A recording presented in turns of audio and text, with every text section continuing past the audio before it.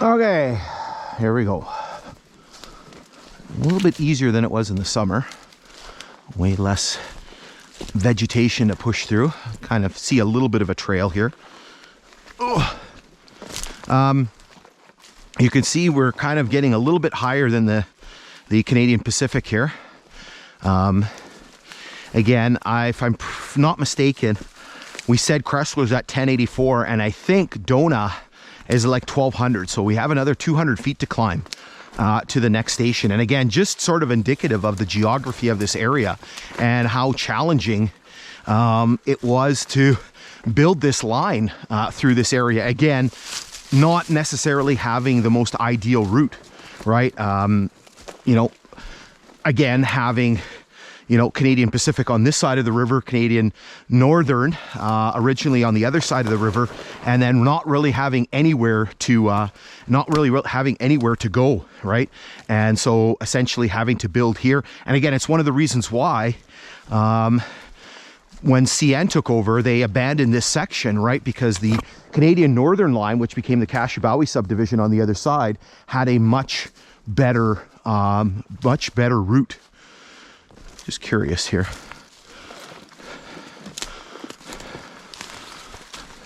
You could see the extensive ditching on the other side of the grade here, right in between this ridge and the grade. The reason why I was looking, because there's a big sort of outcropping here, and I don't know if that was man-made or if it was just natural. I think that's just natural. Again, I don't know if this is part of the ridge or if all this fill was put in there on purpose, because it's quite a bit of fill, and there's no rock in this area, so I'm not sure where they brought it in from.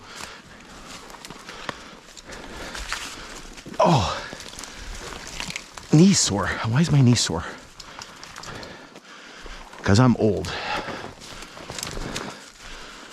Okay. Yeah, these hikes maybe this is where it came from. Right, basically, maybe they kind of do a little bit of blasting here. Right, so you can see what could be a little bit of rock work here. Come on, Loon. Go. Go. She gets so excited for these hikes.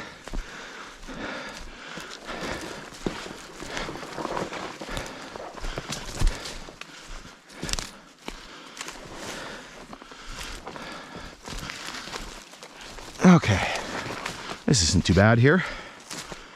I know there's some sections that get bad, like really grown in with a lot of coniferous trees and stuff, and it's not easy to walk through. And then again, we're going to start getting into some spots where there's some washouts, and not easy to go up and down the washouts. It's a little bit on the tiring side. And if you watch the next episode in the next series of videos where we go further along, there were some wicked ones. There's some big ones here, but the other section was even worse. So you can see a tiny little bit of rock work here in terms of some of those embankments and that were washed out and having to go down there. So this is, I think, one of the last pieces of rock work that you'll see on this section here. Oh, there is a Canadian Pacific train. Look at that. It's coming. So we'll see if we can catch part of this rock cut in a picture here. Come here, Lynn. So there's some on this side here. How tall are we here? 12 feet, maybe something like that. There's a little bit on that side.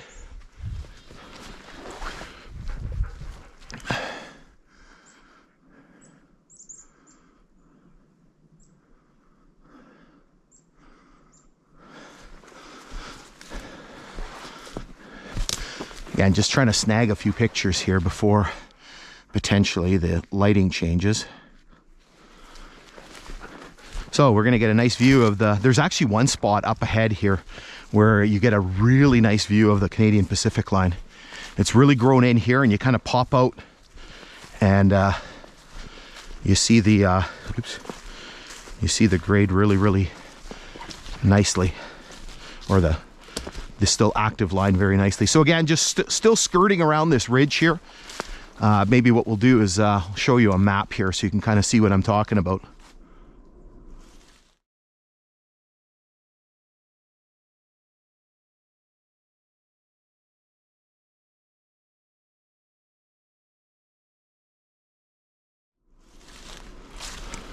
Okay, let's keep her rolling here.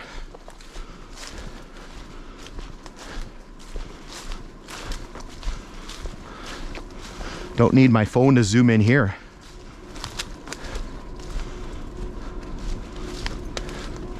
Let's see if we can pop out here. There go all the birds.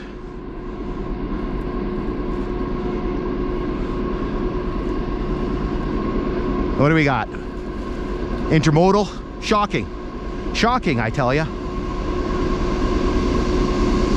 He's giving her. Oh, Kansas City Southern.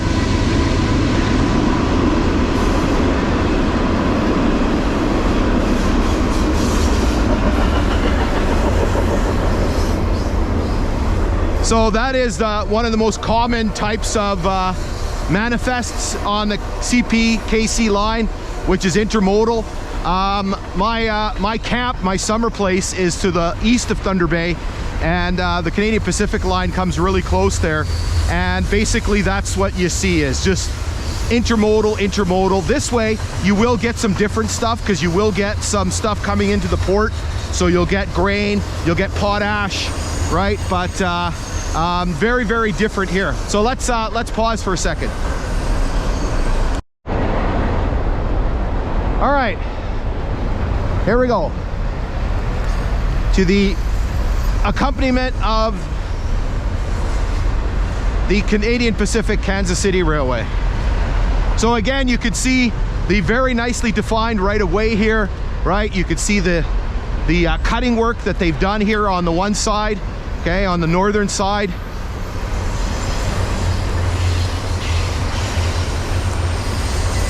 And we're gonna leave that cut behind, and then we're gonna pick up another cut here.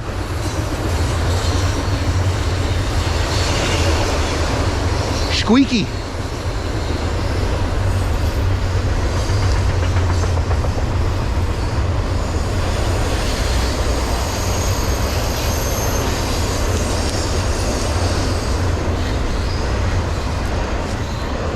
There she goes. Come on, Lynn. Ooh. Watch my footing here. Come on. A little bit, you can see your breath a little bit. Again, I am very happy that we are able to get out here on the 5th of November. You know, the first year that I really started going kind of hardcore with these railway explorations, 2020, during the pandemic was happening. I remember, I think it was the weekend after Canadian Thanksgiving, so like the middle of October, it snowed, and I lost some of the hiking. What's the mile? Sorry. You know, I lost a couple of weeks of hiking in there. I can't see what the milepost says there.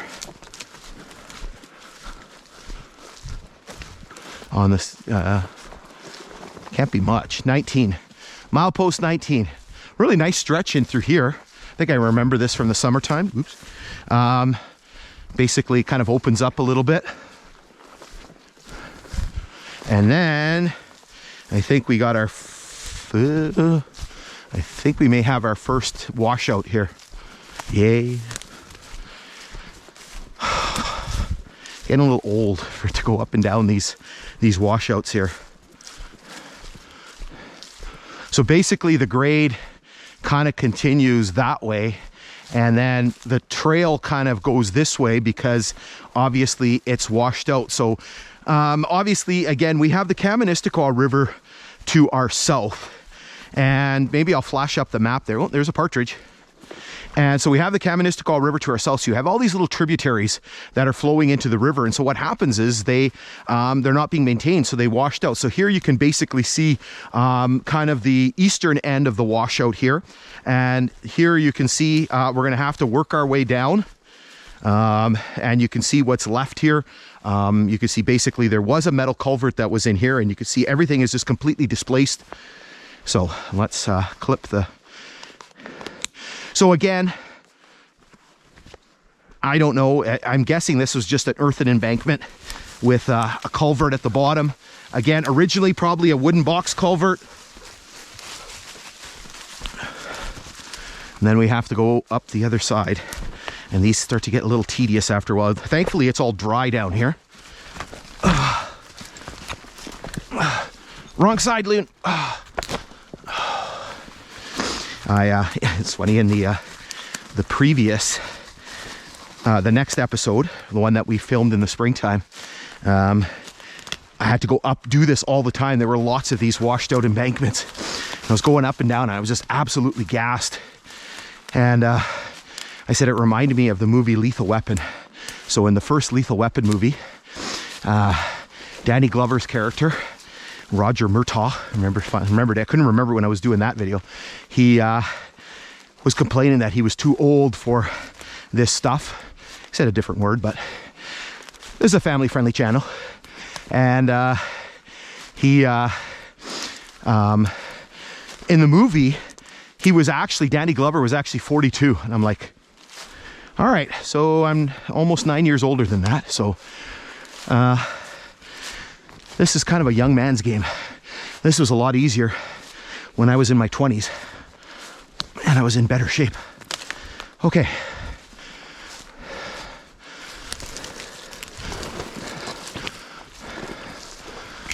So again, continuing on past that washout. Again, another nice little section here alongside this ridge that we continue to skirt. Canadian Pacific line just a little bit further away. Oh.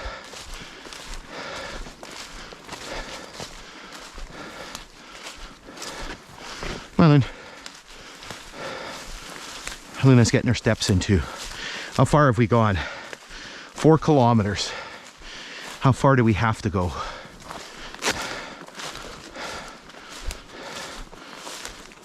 Hey Siri, how far is 3 miles in kilometers?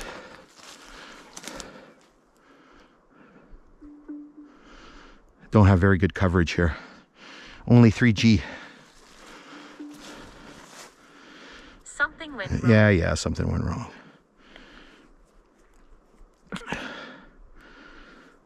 Let's do it this way. Mile. 3 miles. 4.8 kilometers. Okay, so we've got... Oh yeah. The section is 3 miles, but we had to walk a kilometer in. Okay, so we have to do 1.8 kilometers, I think, if I got that right. So we had to walk a kilometer in to get to the railway grade. Okay, let's hold up for a second here so I can check the battery and give the lens a wipe, and then we'll continue on.